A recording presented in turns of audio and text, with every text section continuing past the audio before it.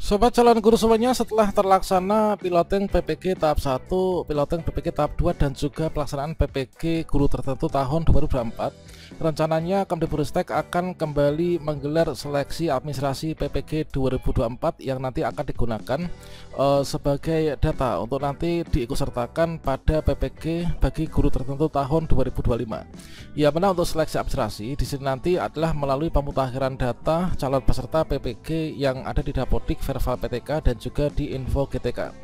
Nah, selanjutnya ketika nanti kita sudah memenuhi syarat, maka berikutnya nanti kita akan muncul menu sertifikasi pendidik ya, ketika kita telah terpanggil menjadi peserta.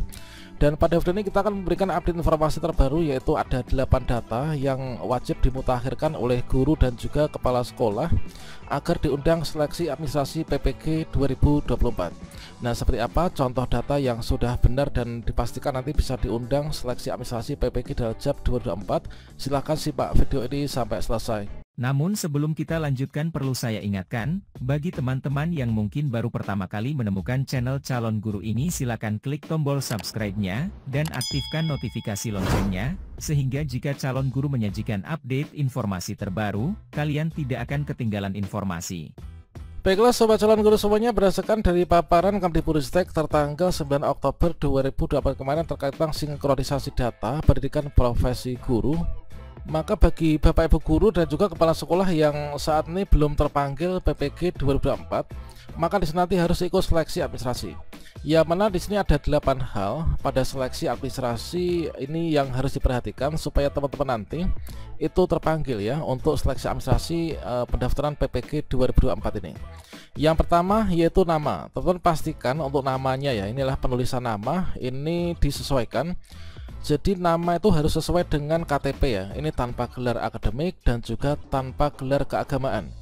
Nah, kesalahan yang sering terjadi ketika teman-teman nggak terpanggil itu adalah ternyata di bagian nama itu diberikan gelar akademis, ada juga yang gelar keagamaan. Nah, ini jadi nanti kita akan berikan contohnya ya, gelar akademis seperti apa dan juga gelar keagamaan seperti apa. Kemudian yang kedua yaitu terkait tentang penulisan tempat dan tanggal lahir. Nah, pastikan teman-teman untuk tempat dan tanggal lahir ini sesuai dengan KTP. Pastikan KTP-nya sesuai dengan KK dan itu semua sudah tersinkronisasi dengan data Dukcapil ya. Pastikan juga telah sama yang ada data di Dapodik dan juga Verval PTK. Nah, kesalahan yang sering terjadi itulah tempat dan tanggal lahir itu ternyata nggak sesuai dengan KTP. Alhasil kita nggak bisa nih untuk terundang menjadi kandidat peserta seleksi administrasi PPG. Dan berikutnya untuk yang ketiga yaitu nomor induk kependudukan. Jadi pastikan teman-teman nomor induk kependudukan atau NIK dan juga NUPTK ya bagi yang memiliki ini sudah dilakukan validasi di Pusdatin. Nah, teman-teman bisa cek yaitu di SIM PKB itu kan di bagian profil ada ya, yaitu validasi Pusdatin. Itu kalau misalkan sudah checklist warna hijau berarti sudah valid Pusdatin untuk NIK dan juga NUPTK kita. Dan di sini terdapat NIK yang tidak valid, terkadang teman-teman memasukkan NIK-nya itu adalah kurang dari 16 digit ya. Ini bisa menyebabkan kita itu nggak valid Pusdatin. Kemudian yang keempat yaitu bagian riwayat pendidikan. Nah, untuk salah satu persyaratan utama teman-teman nanti bisa ikut seleksi administrasi harus memiliki ijazah S1 atau D4 ya. Nah, pastikan ijazah S1 atau D4 itu adalah datanya sudah lengkap ya. Nah, di sini data lengkap riwayat pendidikan harus diisi berdasarkan dari program studinya teman-teman.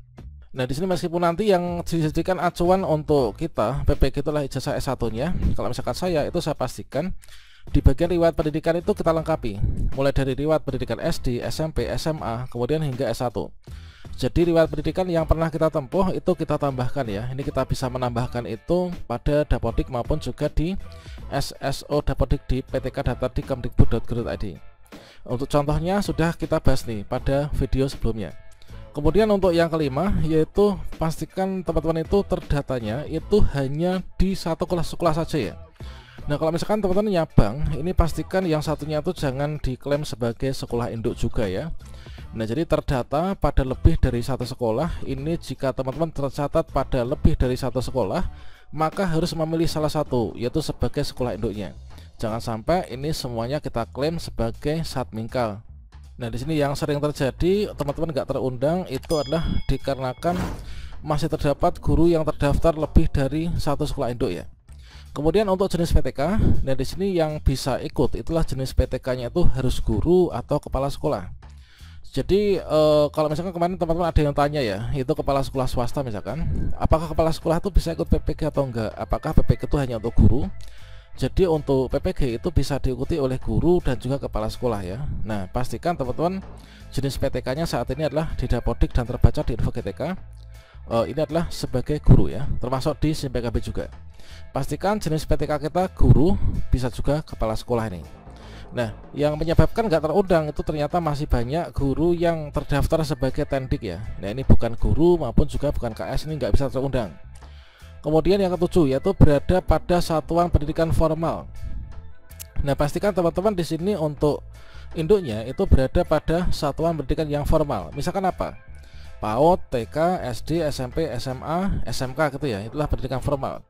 Nah, yang enggak formal yang seperti apa? Yaitu misalkan contohnya PKBM, kemudian SPS, KB, kelompok belajar dan sebagainya. Kalau misalkan pendidikan non formal, ya di sini kita nggak bisa nih untuk terundang PPG. Yang terakhir pemutakhiran nomor handphone. Pastikan teman-teman nomor handphonenya sudah dimutakhirkan ya. Ini adalah di SIM PKB dan juga di profil SIM PKB, yaitu akun.simpkb.id. Nah, ini tutorialnya juga sudah kita berikan pada video sebelumnya. Pastikan untuk nomor handphone ini yang aktif ya, jangan sampai nomor handphone yang kita masukkan itu nomor handphone yang sudah nggak aktif teman-teman. Jadi bagi teman-teman yang belum sertifikasi, di sini nanti kita itu akan memasuki yaitu di sini, yaitu di tahap 2 ini ya. Ya, mana untuk tahap 1 itu adalah dari pemutakhiran data dapodik ya. Pemutakhiran data dapodik yang tadi ada 8 poin yang tadi kita sudah bahas ya. Jadi berdasarkan dari sumber data yang digunakan untuk PPG itu berasal dari data cut-off dapodik. Berikutnya nanti kita kalau memenuhi syarat ini akan diundang untuk ikut seleksi administrasi ya. Nanti akan diverifikasi oleh BGP maupun juga BPGP. Dan nantinya kita akan seleksi administrasi. Setelah itu nanti kita ketika PPG dilaksanakan, kita nanti tinggal konfirmasi pemanggilan peserta saja, pemanggilan peserta dan juga untuk konfirmasi kesediaan. Setelah itu nanti kita bisa seperti biasa yaitu lapor diri ke LPTK dan mengikuti pembelajaran sama halnya dengan teman-teman yang piloting tahap 1, tahap 2 maupun tahap 3. Jadi untuk seleksi administrasi ini adalah teman-teman diperhatikan ada 4 hal ini sesuai dengan Permendikbudristek ya, supaya nanti kita bisa terpanggil. Yang pertama, punya kualifikasi akademik S1 atau D4. Ini pastikan sudah dimasukkan dapodik dan juga di Info GTK, sudah di verify ijazah juga ya. Kemudian terdata aktif di dapodik, kemudian aktif mengajar pada tahun ajaran ini, yaitu di tahun ajaran 2023-2024 ya. Kemudian belum mencapai batas usia pensiun teman-teman. Dan di sini untuk contoh yaitu yang sekolah induknya lebih dari 1. Misalkan sekolah induk terdata lebih dari 1, atau kalian tuh punya 2 satminkal. Misalkan saya guru PJOK, ini saya tuh mengajar di SMP Permata, saya juga mengajar di SMA Budiman. Nah, jangan sampai kita tuh klaim seluruhnya menjadi sekolah induk ya. Jadi kita pilih salah satu. Kalau misalkan kalian punya sekolah induk 2 seperti ini, maka nanti kita nggak bisa nih untuk diundang PPG. Jadi pada saat pendaftaran data akan tidak valid ya, karena terdaftar lebih dari 1 sekolah induk. Pastikan teman-teman memilih salah satu ya. Misalkan kita sudah memilih SMA Budiman nih. Nah, berikutnya nanti setelah kita memilih, maka kita akan valid ya, kayak ini. Yaitu apabila data yang lain valid, maka dapat melanjutkan proses pendaftaran teman-teman. Kemudian juga perhatikan di sini ada perbaiki data di dapodik seperti yang tadi kita bahas, ada 8 poin tadi ya. Kemudian lakukan verify ijazah S1 di Info GTK, kemudian klik konfirmasi untuk mendaftar PPG. Kemudian lakukan verify NIK melalui verify PTK yang nanti harus valid dengan data Pusdatin ya. Jadi di sini nanti untuk pendaftaran PPG yaitu seleksi administrasi PPG bagi guru tertentu nanti direncanakan akan segera dilaksanakan ya, yaitu maksimal pada akhir tahun 2024. Jadi sebelum nanti dilaksanakan yaitu untuk seleksi administrasi, teman-teman nanti harus sudah bersiap ya. Dari 8 data tadi ini dipastikan sudah termutakhirkan dengan data yang terkini sesuai dengan arahan dari Kemdikbudristek supaya kita bisa terpanggil. Oke, demikian, semoga bermanfaat. Wassalamualaikum warahmatullahi wabarakatuh.